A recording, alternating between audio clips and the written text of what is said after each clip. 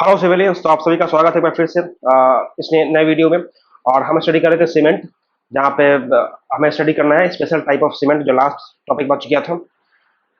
तो चलिए शुरुआत करते हैं, लेकिन उससे पहले अगर आप लोग चैनल पर नए हैं तो सब्सक्राइब जरूर करें चैनल को और वीडियो को लाइक करें, ताकि जो भी वीडियोज अपलोड हो तुरंत आप तक नोटिफिकेशन पहुंचे। ठीक है। स्पेशल टाइप ऑफ सीमेंट है, तो इसमें जो पहला सीमेंट है वो है रैपिड हार्डनिंग सीमेंट। क्या है? Rapid hardening cement, RHC।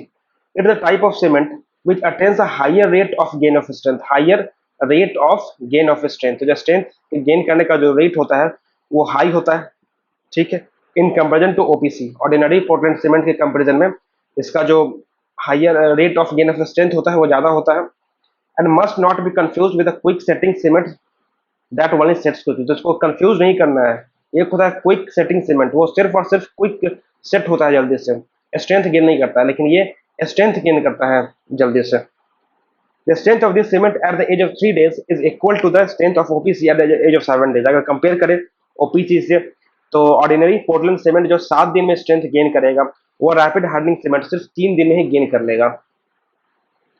This cement is produced bye finally grinding the cement clinker. क्या करेंगे? सीमेंट क्लिंकर को बहुत थोड़ा और फाइन ग्राइंड कर देंगे हम, उसके सरफेस एरिया को बढ़ा देंगे, such that specific surface area should not be less then 3250 centimetre square per ग्राम। तो 1 ग्राम में 3250 सेंटीमीटर स्क्वायर से कम नहीं होना चाहिए। इतना फाइन कर देंगे कि सरफेस एरिया उसको बढ़ के कितना हो गया, ओपीसी का था 2250 सेंटीमीटर स्क्वायर पर ग्राम से कम नहीं होना चाहिए, इसका बढ़ा के कर देंगे 3250 सेंटीमीटर स्क्वायर पर ग्राम।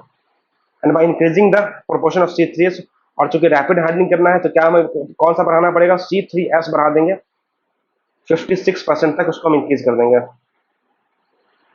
एप्लीकेशन क्या है RHC का? तो कोल्ड वेदर कंक्रीटिंग में यूज करेंगे हम, पेमेंट कंस्ट्रक्शन में करेंगे, pre fabricated structure where form work is to be reused for speedy construction. तो जहां हमें जल्दी कंस्ट्रक्ट करना पड़ेगा, जल्दी स्ट्रेंथ की रिक्वायरमेंट होगा, वहां पे हम RHC को अप्लाई करेंगे। अगर प्रॉपर्टीज की बात करें तो IST वो तो सेम रहता है 30 मिनट, FST 10 आवर मैक्स हो जाएगा।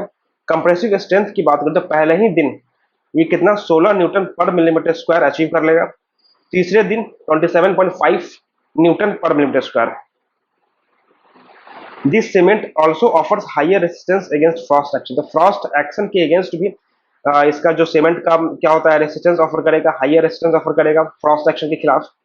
अगर बात करें कॉस्टिंग की, तो RHC का जो कॉस्ट होता है वो अप्रॉक्स 10% मोर देन OPC। तो ऑर्डिनरी पोर्टलैंड सीमेंट की कंपेरिजन में 10% महंगा होता है RHC, rapid hardening cement. Clear है? RHC subjected to higher shrinkage, और यहाँ पे श्रिंकेज ज्यादा होगा, श्रिंक करेगा cement. And the water required for workability is also more in the case of RHC। जो वाटर रिक्वायरमेंट होगा वर्केबिलिटी के लिए, वो भी क्या होगा, ज्यादा ज्यादा होगा रैपिड हार्डनिंग सीमेंट में। ठीक है। जो आपका नेक्स्ट सीमेंट है वो है extra rapid hardening cement. It is the type of cement which attains a higher rate of gain of strength than rapid hardening cement. तो रैपिड हार्डनिंग सीमेंट से भी ज्यादा ये इसका रेट होता है गेन ऑफ स्ट्रेंथ का। क्लियर है? नाम में लिखा हुआ एक्स्ट्रा रैपिड हार्डनिंग सीमेंट है। अगर बात करें इसके स्ट्रेंथ की, तो एक दिन पे ये 25% ज्यादा स्ट्रेंथ गेन कर लेता है, और 7 दिन पे 10 से 15% ज्यादा स्ट्रेंथ गेन कर लेता है then rapid hardening cement.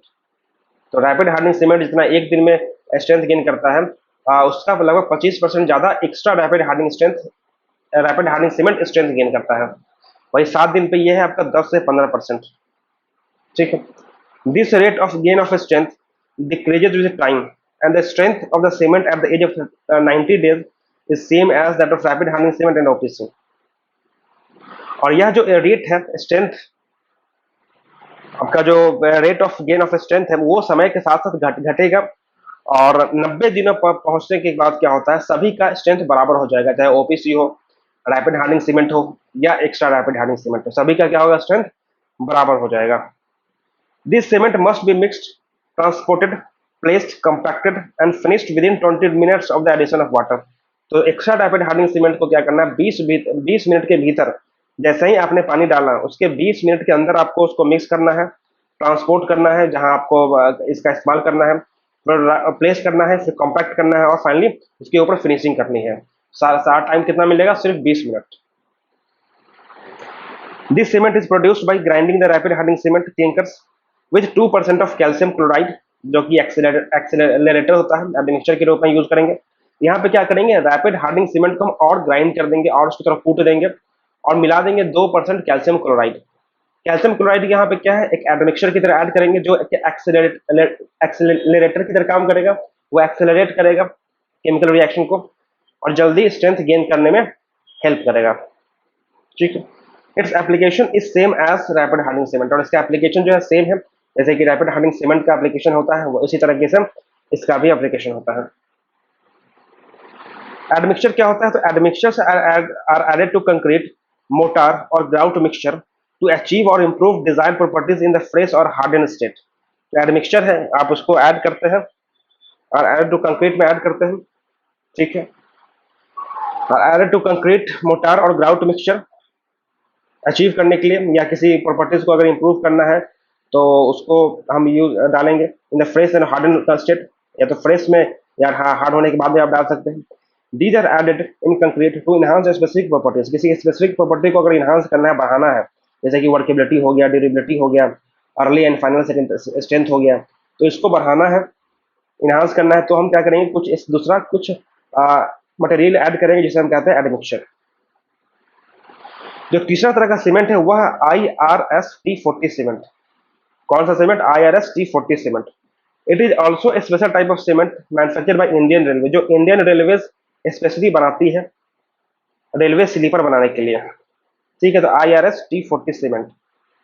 It is produced bye finally grinding the cement clinkers and increasing the proportion of C3S। यहाँ पे क्या किया जाएगा, सीमेंट क्लिंकर्स को और फाइनली ग्राइंड कर देंगे और C3S प्रोपोर्शन को बढ़ा देंगे, तो बन जाएगा आपका IRS-T40 सीमेंट, जो रेलवे बनाती है स्लीपर बनाने के लिए। Next type of quick setting cement. It is type of cement which loses its plasticity comparatively earlier than OPC but does not attain early strength. तो क्विक सेटिंग सीमेंट वह cement होता है जो अपना प्लास्टिसिटी OPC के comparison में जल्दी loose कर देगा बट स्ट्रेंथ गेन नहीं करेगा। और ऐसा नहीं है कि अर्ली स्ट्रेंथ गेन कर लिया, इसमें स्ट्रेंथ नहीं आएगा, बस प्लास्टिसिटी लूज कर दिया, थोड़ा सा हार्ड हो जाएगा, मतलब उसको मोल्ड नहीं कर पाएंगे। ठीक है, this cement is produced bye increasing the proportion of alumina and reducing the proportion of gypsum.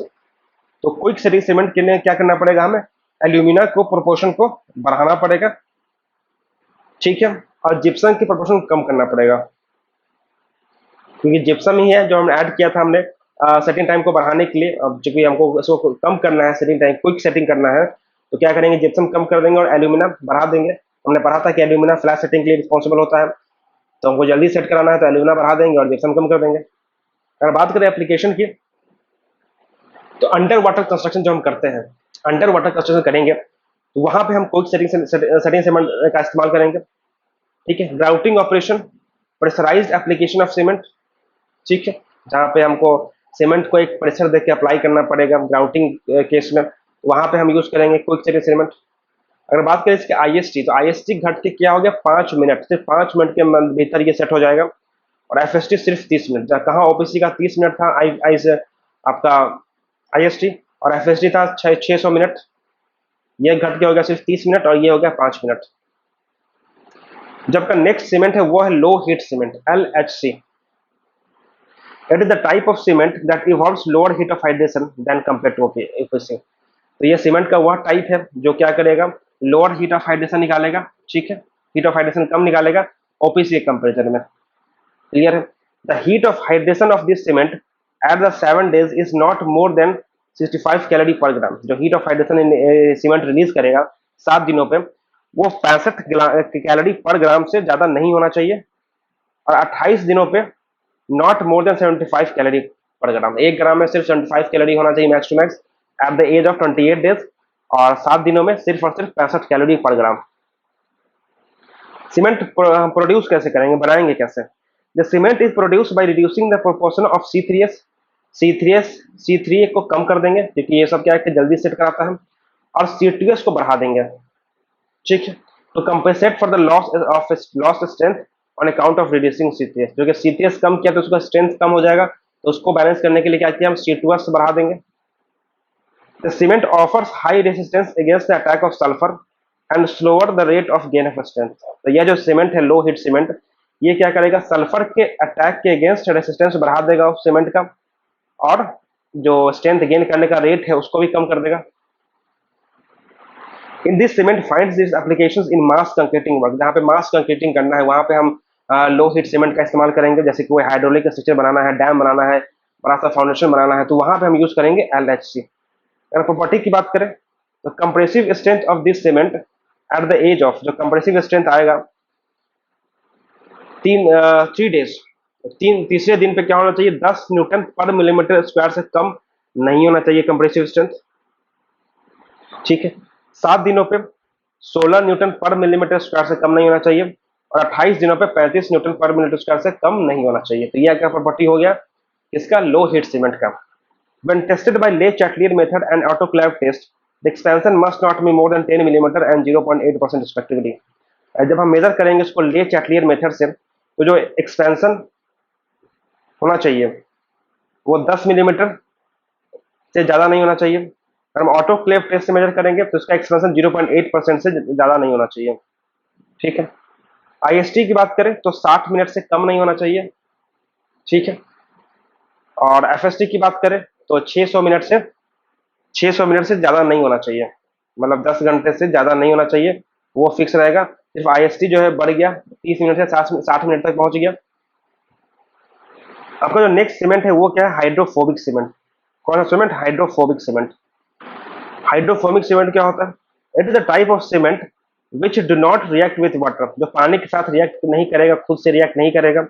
This cement is produced by intergrinding cement clinker. ये क्या करेगा, हम क्या करेंगे, प्रोड्यूस कैसे करेंगे सीमेंट को, तो सीमेंट क्लिंकर को लेंगे, इंटरग्राइंड करेंगे with water, water repellent film forming substance, कोई वाटर को रिपेल करने वाला फिल्म फॉर्मिंग सब्सटेंस मिला देंगे, जैसे कोई स्टेरिक हो गया, एसिड हो गया, या ओलिक एसिड हो गया। ठीक है, वो मिला देंगे। This cement finds its applications where extreme environmental condition prevail, जहां पे एक्सट्रीम एनवायरमेंटल कंडीशन प्रिवेल करेगा वहां पे इसका यूज होगा। ठीक है, coastal areas and hilly areas and when high storage period is required, जहां पे हमको लंबे समय तक स्टोर करके रखना है वहां पे हम यूज कर लेंगे हाइड्रोफोबिक फोबिक सीमेंट, या कोस्टल एरियाज है या हिली एरियाज है। ठीक है, in today's time almost every cement is coated with water repellent film, और आज के टाइम में लगभग सभी सीमेंट के ऊपर कोटिंग होता है इस वाटर रिपेलेंट फिल्म का। ठीक है, अगर बात करें प्रॉपर्टीज की, the specific surface area of hydrophobic cement is 3500 centimetre square per ग्राम से कम नहीं होना चाहिए। ठीक है, अगर बात करें average compressive strength should not be less then 3 दिनों पे 15.69 न्यूटन पर मिलीमीटर स्क्वायर से कम नहीं होना चाहिए। 7 डे पे 21.57 न्यूटन पर मिलीमीटर स्क्वायर से कम नहीं होना चाहिए, और 28 डेज पे 30.40 न्यूटन पर मिलीमीटर स्क्वायर से कम नहीं होना चाहिए। ये कुछ प्रॉपर्टी हो गया हाइड्रोफोबिक सीमेंट का। The weak point of this cement is it's a small strength during the initial period. Initial period में इसका स्ट्रेंथ काफी कम होता है because of hydrophobic film on the cement grain. तो सीमेंट के ग्रेन चूंकि हाइड्रोफोबिक है, पानी को रिपेल करेगा, तो हाइड्रेशन प्रोसेस ठीक से नहीं हो पाएगा, तो अर्ली स्ट्रेंथ इसमें नहीं हो पाता, ये वीकनेस है। But at the strength of 28 days, 28 दिनों पे क्या होगा, इसका स्ट्रेंथ सेम होगा जो ओपीसी का स्ट्रेंथ होगा। ठीक है, what is the advantage of restricting the amount of C3A up to 5% in sulfate resisting cement? Sulphate resisting cement जब हम बनाते हैं तो क्या करेंगे, C3A का जो अमाउंट है उसको हम रिस्ट्रिक्ट कर देंगे 5% तक। इसका क्या एडवांटेज है, तो C3A is responsible for the maximum heat of hydration, so decreasing the amount it's amount helps in the reduction of the heat of hydration. अब C3A से हम सभी को पता है जो मैक्सिमम हीट ऑफ हाइड्रेशन निकालता है C3A निकालता है। अगर हम C3A का अमाउंट कम कर देंगे तो एक्चुअली हमने क्या किया, हीट ऑफ हाइड्रेशन उसको कम कर दिया हमने। ठीक है, C3A is also responsible for decrease in the sulfur resisting capacity of cement। अगर C3A अगर होगा तो ये क्या करेगा, सल्फर रेसिस्टिंग कैपेसिटी को डिक्रीज कर देगा, दस decreasing it's amount help in increasing its sulphate resisting capacity. तो अगर हम C3A कम कर देंगे तो सीमेंट का सल्फेट को रेसिस्ट करने का जो कैपेसिटी है वो बढ़ जाएगा। ठीक है, तो नेक्स्ट है sulphate resisting cement. It is a type of cement that offers higher resistance to the attack of sulfate than OPC। यह वह टाइप ऑफ सीमेंट है जो क्या करेगा, ऑफर हाइयर रेजिस्टेंस प्रोवाइड करेगा to the attack of sulphate than OPC। OPC के comparison में sulphate का जो अटैक होगा तो उसके खिलाफ इसका रेजिस्टेंस कैपेसिटी ज्यादा हो जाएगा। यह प्रोड्यूस कैसे करेंगे, बनाएंगे कैसे, this cement is produced by intergrinding cement clinker को ग्राइंड करेंगे such that the proportion of lime and alumina is reduced in it, उसमें क्या होगा, जो लाइम होगा और एल्यूमिना होगा उसके प्रोपोर्शन को हम कम कर देंगे, रिड्यूस कर देंगे, ठीक है। देयर बाई C3A जो ट्राई कैल्शियम एल्यूमिनेट फॉर्म करेगा वो 5% से ज़्यादा नहीं होना चाहिए, और 2C3A प्लस C4AF ये 25% से ज़्यादा नहीं होना चाहिए, ठीक है। This cement finds is application wherever the chances of attack of sulphur on cement are more, जहाँ पे सीमेंट पे सल्फर का अटैक ज़्यादा होने वाला है वहाँ पे इसका एप्लीकेशन होगा, जैसे कि sewerage system for foundation work, where concrete pipes are to be laid in marshy areas, marshy areas में अगर हम कंक्रीट पाइप को बिछाना है, ले करना है, तो वहाँ पे सल्फर का अटैक होगा, तो उसको बचाने के लिए हम इस सीमेंट का इस्तेमाल करेंगे बनाने में।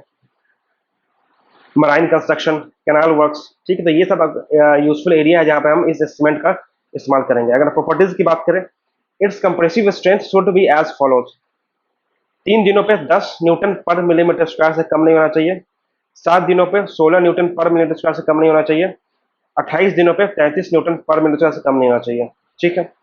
जो फाइनेस्ट होना चाहिए कितना, 4000 सेंटीमीटर स्क्वायर पर ग्राम, और जो हम जब ले चैटलियर टेस्ट से मेजर करेंगे इसका एक्सपेंशन, तो 5 मिलीमीटर से ज्यादा नहीं होना चाहिए, ठीक है।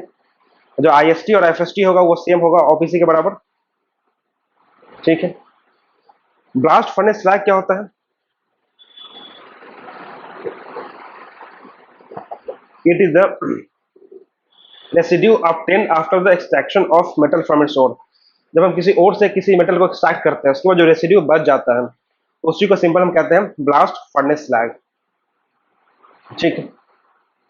Why the initial setting time of low heat cement is more than the ordinary Portland cement, जो IST होता है लो हीट सीमेंट का वो ज्यादा होता है ऑर्डिनरी पोर्टलैंड सीमेंट के कंपेरिजन में, क्यों, क्योंकि during the production of low heat cement, जब हम लो हीट सीमेंट बना रहे थे उस time, the proportion of C3S proportion and C3A उसको हमने कम कर दिया था, and C3A is responsible for the flash setting of cement, जो C3A है आप सभी को पता होगा यही फ्लैश सेटिंग का जिम्मेदार होता है, यही फ्लैश सेटिंग करवाता है। Thus due to the decrease in the amount of C3A के अमाउंट कम करने के कारण जो IST होता है LSC का वो ज्यादा हो जाता है OPC के कंपेरिजन में, ठीक है। नेक्स्ट है आपका सुपर सल्फेटेड सीमेंट, ये क्या होता है, it is type of cement that offers higher resistance to the attack of sulphur, अगर सल्फर का अटैक ज्यादा है, आपको ज्यादा रेजिस्टेंस चाहिए तो आप इस सीमेंट का इस्तेमाल करेंगे, ठीक है। It is the type of cement that offers higher resistance to the attack of sulfur than the sulfate resisting cement, तो सल्फेट रेसिस्टिंग सीमेंट से ज्यादा अगर सल्फर का अटैक हो रहा है, आपको हाइयर रेजिस्टेंस चाहिए तो सुपर सल्फेटेड सीमेंट होगा, must not be confuse with the sulphate resisting cement, ठीक है। The cement, this cement is manufactured by intergrinding, कैसे इसको मैन्युफैक्चर करेंगे, हम इंटरग्राइंडिंग करेंगे ग्रेनुलेटेड ब्लास्ट फर्नेस स्लैग को 80 to 85%, 10 to 15% क्या करेंगे हार्ड बर्न जिप्सम, और 5% सीमेंट क्लिंकर्स, तो इन सभी को साथ में मिलाकर हम क्या करेंगे, इसको ग्राइंड करेंगे तो आपका बन जाएगा super sulphated cement. The application of this cement is the same as that of sulphate resisting cement, और जो सुपर सल्फेटेड सीमेंट का एप्लीकेशन है वो सेम है, जिस तरीके से सुपर सल्फेट रेसिस्टिंग सीमेंट में यूज कर रहे थे जहां जहां, वहां पे इसको भी यूज कर सकते हैं। This cement can also be produced by increasing the proportion of ferric oxide, यह सीमेंट हम दूसरा तरीका ये बनाने का, उसको क्या करेंगे हम फेरिक ऑक्साइड के प्रोपोर्शन को बढ़ा देंगे, which has higher resistance against the attack of sulphur, ठीक। अगर हम बात करें प्रॉपर्टीज की, तो compressive strength should not be less than, उसका कंप्रेसिव स्ट्रेंथ होगा सुपर सल्फेटेड सीमेंट का वो 3 दिनों पे 15 न्यूटन पर मिलीमीटर स्क्वायर से कम नहीं होना चाहिए, 7 दिनों पे 22 न्यूटन पर मिलीमीटर स्क्वायर से कम नहीं होना चाहिए, और 28 दिनों पे 30 न्यूटन पर मिलीमीटर स्क्वायर से कम नहीं होना चाहिए, तो ये आपका प्रॉपर्टी हो गया। और फाइनेंस कितना होना चाहिए इसके पास, 4000 सेंटीमीटर स्क्वायर पर ग्राम, एक्सपेंशन 5 मिलीमीटर लिमिटेड होना चाहिए, और जो IST होगा सेटिंग टाइम होगा वो OPC के बराबर होगा, ठीक है। एडवांटेज क्या है सुपर सल्फेटेड सीमेंट का यूज करने से then sulphate resisting cement, the advantage यही है कि in super sulphated cement the amount of clinker is reduce to 5%, जो क्लिंकर का अमाउंट है वो सिर्फ 5% हो गया है, और अमाउंट ऑफ स्लैग जो हम जब यूज करेंगे वो 80 to 85% यूज करेंगे, and slag is residue the cost of cement is reduce, तो क्या होगा सीमेंट का कॉस्ट बच जाएगा, क्योंकि यहाँ पे हम स्लैग यूज कर रहे हैं जो कि एक रेसिड्यू है, ठीक है। The amount of C3F, C4F and C2S is reduced. जो बोगस कंपाउंड है, जो क्लिंकर कंटेंट कम हो गया है तो ये बोगस कंपाउंड का अमाउंट भी कम हो जाएगा, तो हीट ऑफ हाइड्रेशन भी रिड्यूस हो जाएगा। ठीक। नेक्स्ट सीमेंट है आपका Portland slag cement. Portland slag cement ये क्या है? This cement is produced bye inter grinding the cement clinker. Cement clinker को लेंगे, ग्राइंड करेंगे, हार्ड बर्न जिप्सम लेंगे साथ में, और ग्रैन्युलेटेड ब्लास्ट फर्नेस स्लैग लेंगे एक स्पेसिफाइड प्रोपोर्शन में। ठीक है। दिस सीमेंट ऑफर्स, क्या ऑफर करता है? Higher resistance against the attack of sulphur and chloride. तो सल्फर और क्लोराइड का जो अटैक होता है तो उसके खिलाफ हमें रेसिस्टेंस प्रोवाइड करेगा पोर्टलैंड स्लैग सीमेंट।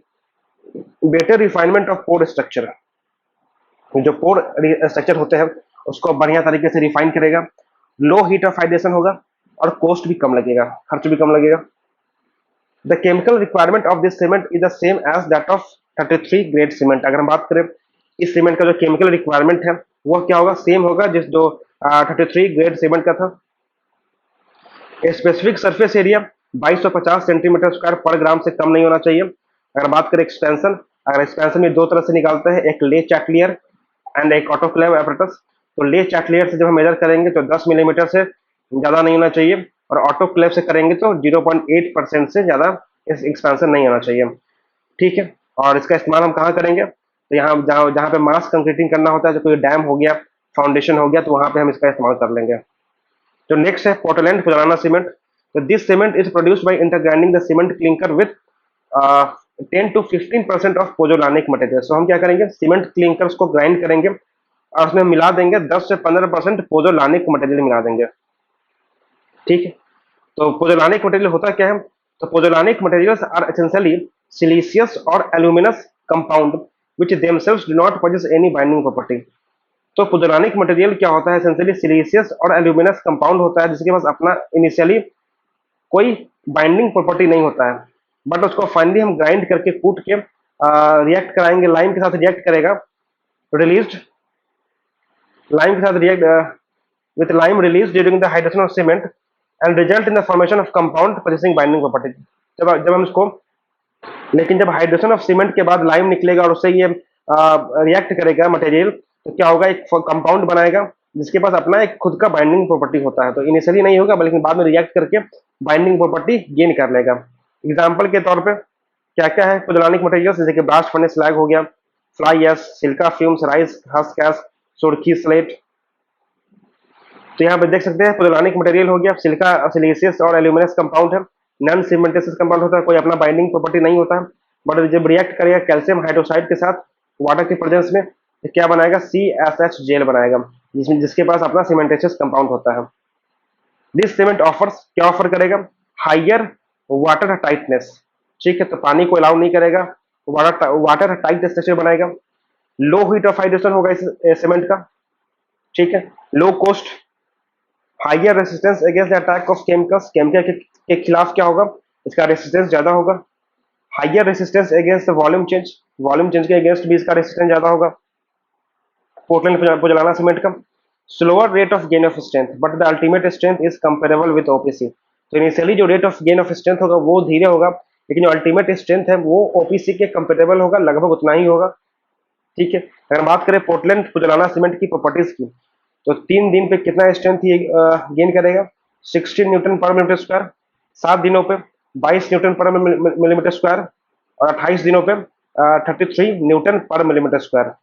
अगर बात करें फाइननेस की, तो इसका जो सरफेस एरिया होना चाहिए, स्पेसिफिक सरफेस एरिया, वो 3000 सेंटीमीटर स्क्वायर पर ग्राम से कम नहीं होना चाहिए।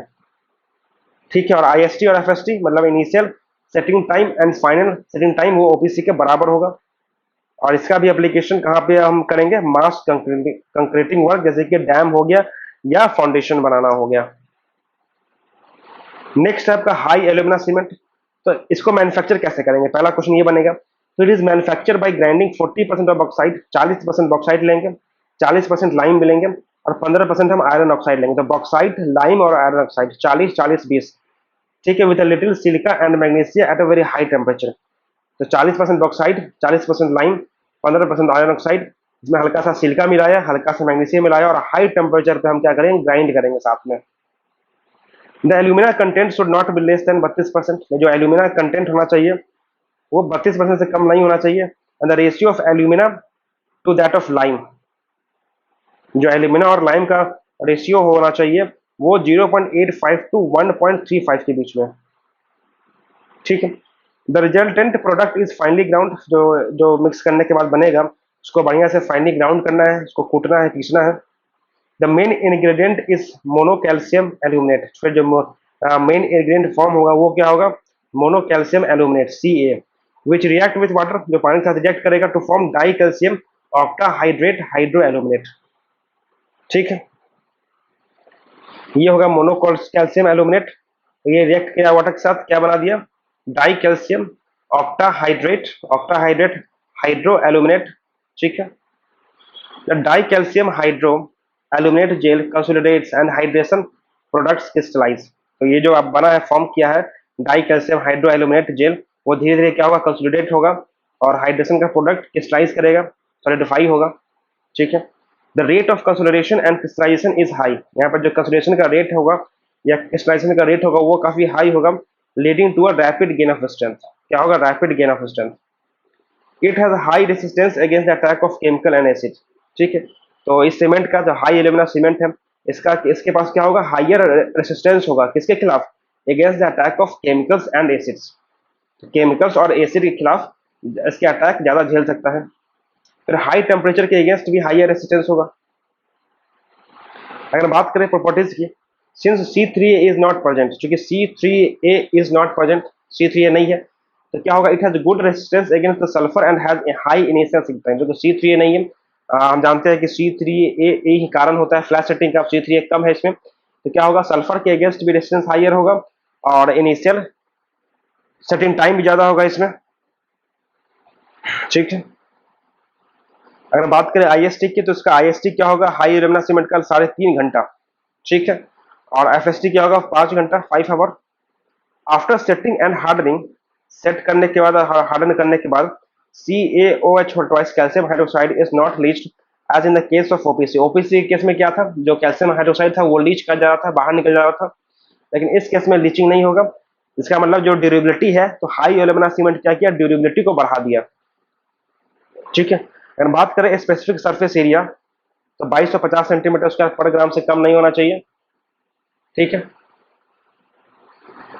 एक्सपेंशन 5 मिलीमीटर से ज्यादा नहीं होना चाहिए। कंप्रेसिव स्ट्रेंथ एक दिन पे अप्रॉक्स 30 न्यूटन पर मीटर स्क्वायर और 3 दिनों पे 35 न्यूटन पर मीटर स्क्वायर। ठीक है। तो इसका यूज कहाँ पे होता है, तो pre casting and refractory concrete में, इंडस्ट्रीज में। ठीक। तो आपका नेक्स्ट सीमेंट है वो क्या है, masonry cement. The Portland cement clinker is grounded and mixed with पोजोलानिक material. अब क्या करेंगे, जो पोर्टलैंड सीमेंट क्लिंकर है उसको हम ग्राउंड करेंगे और मिक्स कर देंगे किसके साथ, पोजोलानिक मटेरियल के साथ, जैसे कि फ्लाई एश हो गया, कैल्शियम क्ले हो गया। ठीक है। या नॉन पोजोलानिक मटेरियल जैसे कि लाइम स्टोन हो गया, डोलोमाइट हो गया। एंड वेस्ट मटेरियल, कुछ वेस्ट मटेरियल मिला देंगे जैसे कि कार्बोनेट स्लज हो गया, माइन टेलिंग हो गया, या कोई एडमिक्सचर हो गया। तो ये बन जाएगा आपका मैसोनरी सीमेंट। अगर बात करें फिजिकल प्रॉपर्टी, तो फाइनेस कितना होना चाहिए, 15%। IST क्या होगा, 90 मिनट। ठीक है। और FST 24 घंटा। Soundness expansion should not be more than 10 millimetre, तो 10 मिलीमीटर से ज्यादा एक्सपेंड नहीं होना चाहिए। और 1% लेस चैटलेट से मेजर करेंगे तो 10 मिलीमीटर, और ऑटोक्लेव से मेजर करेंगे तो 1% से ज्यादा नहीं होना चाहिए। कंप्रेसिव स्ट्रेंथ की बात करें मैसोनरी सीमेंट की, तो 7 days should not be less then 2.5 Newton पर मिलीमीटर। तो 7 दिनों पे 2.5 न्यूटन पर मिलीमीटर स्क्वायर से कम नहीं होना चाहिए। ठीक है। और 28 दिनों पे क्या होना चाहिए, should not be less than 5 Newton पर मीटर स्क्वायर। ठीक है।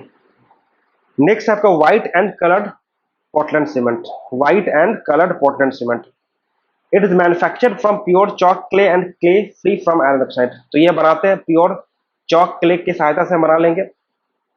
ठीक है। चॉक क्ले एंड क्ले जो आयरन ऑक्साइड से फ्री होगा, तो बन जाएगा white and coloured Portland cement. Iron oxide क्या करता है, कलर प्रोवाइड करता है सीमेंट को। सो इसको हम कम कर देंगे, रिड्यूस्ड बिलो 1%, 1% से भी कम कर देंगे आयरन ऑक्साइड को। Coloured cement are made by adding 5 to 10% colouring pigment. अब कलर्ड सीमेंट को बनाना है तो क्या करेंगे, 5 से 10% कलरिंग पिगमेंट इसमें मिला देंगे तो बन जाएगा, आ जाएगा colour. This cement has properties the same as that of OPC, तो जो प्रॉपर्टी है वो ओपीसी के बराबर ही होगा। And are non staining because of the low amount of soluble alkali, चूंकि सॉल्युबल अल्कली इसमें कम है तो स्टेन दाग धब्बा इसमें नहीं पड़ेगा, क्यों, क्योंकि सॉल्युबल अल्कली कम है। It is used for terrazzo flooring work, जो टेराजो फ्लोरिंग वर्क होता है, face plastering of the wall, face plastering of the wall होता है, स्टूको बोलते हैं, या कोई ऑर्नामेंटल वर्क करना है, कास्टिंग स्टोन को कास्ट करना है, तो वहां पे हम white and coloured Portland cement का इस्तेमाल करेंगे। ठीक है, एक एक और सीमेंट है सिसेंटिक cement. It is the type of cement in which 5 to 10% of plaster of Paris has been added to increase its hardening process. तो हार्डनिंग प्रोसेस को बढ़ाने के लिए हम क्या करेंगे, 5 से 10% प्लास्टर ऑफ पेरिस मिला देंगे, प्लास्टर ऑफ पेरिस मिला देंगे। ठीक है, तो बन जाएगा आपका सिसेंटिक सीमेंट। चलिए देखते हैं कुछ क्वेश्चन है। ट्रू पूछा आपसे, the setting and hardening of cement takes place after addition of water, तो पानी मिलाने के बाद ही सेट होता है, हार्ड होता है, तो ये सही है।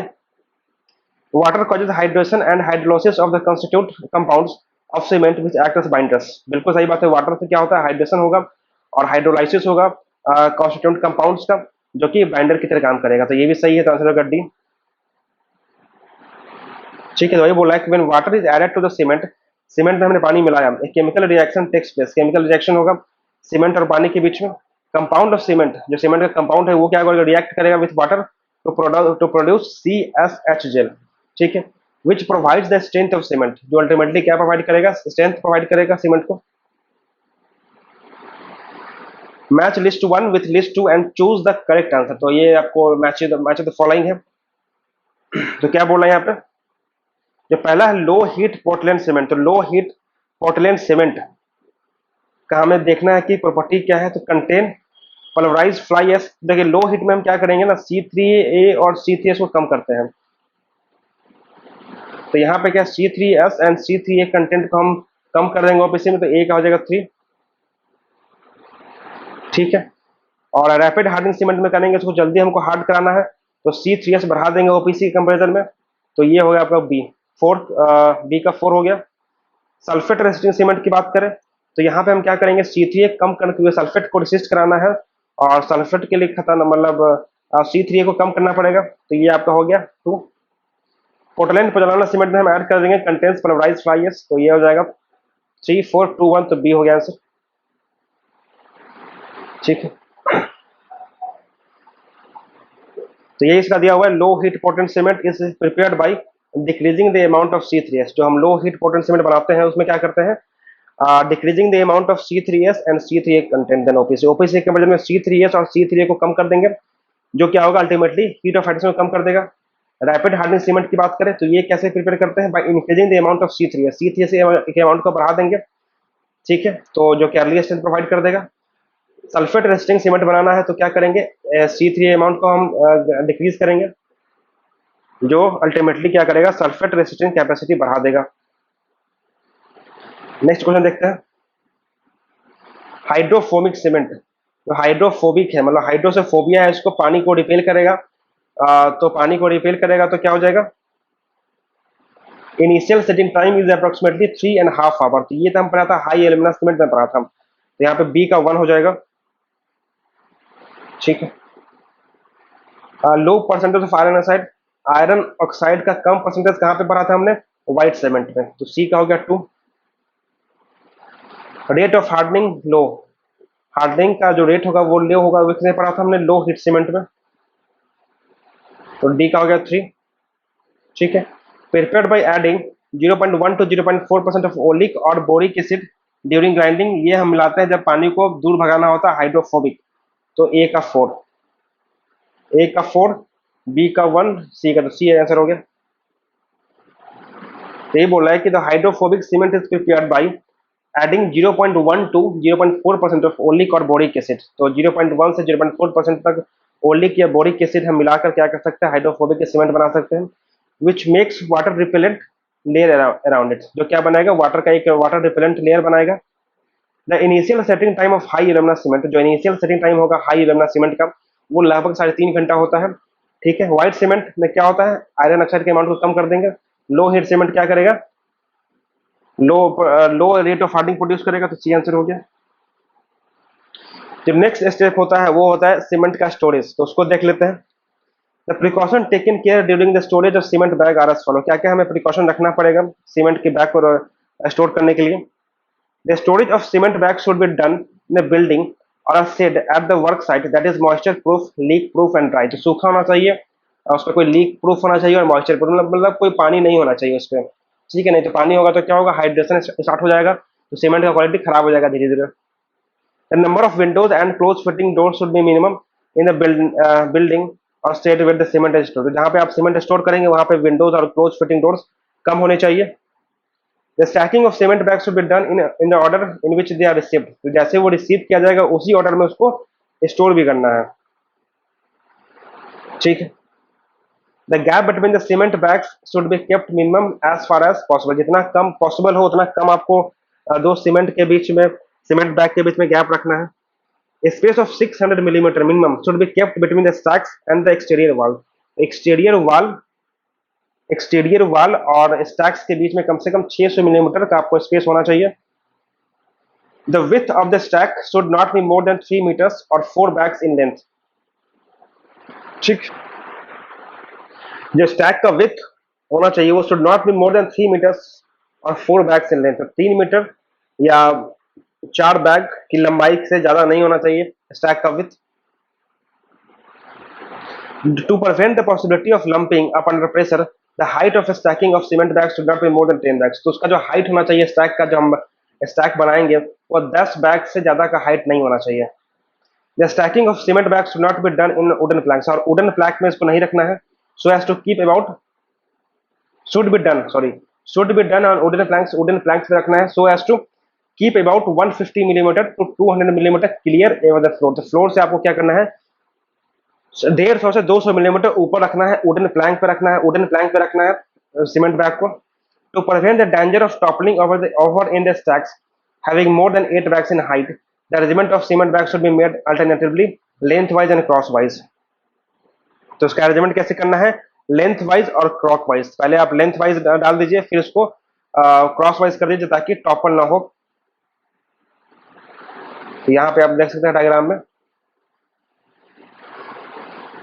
तो इस चैप्टर में हमने सीमेंट यहाँ पे खत्म होता है, आपका की टर्म्स क्या क्या था, कंपोजिशन ऑफ सीमेंट पढ़ा हमने पहले, फिर बॉक्स कंपाउंड पढ़ा, हाइड्रेशन पढ़ा, मैन्युफैक्चरिंग ऑफ सीमेंट पढ़ा, field method for testing, laboratory method, type of cement and storage, ठीक। तो यहाँ पे आपका सीमेंट खत्म होता है। तो आई होप कि वीडियोस अच्छा लगा होगा, अगर लगा है तो चैनल को सब्सक्राइब करें, वीडियो को लाइक करें, और उसके बाद हम नेक्स्ट चैप्टर पढ़ेंगे स्टोन एंड एग्रीगेट्स, फिर इसके आगे आगे कंटिन्यू करेंगे, और इसके चूंकि खत्म हो चुका है तो फिर हम एमसीक्यू भी लाएंगे अलग अलग सोर्सेज से, ठीक है। तो इसलिए चैनल को सब्सक्राइब कर ले और वीडियो को लाइक करना ना भूले। Thanks for watching, thank you very much.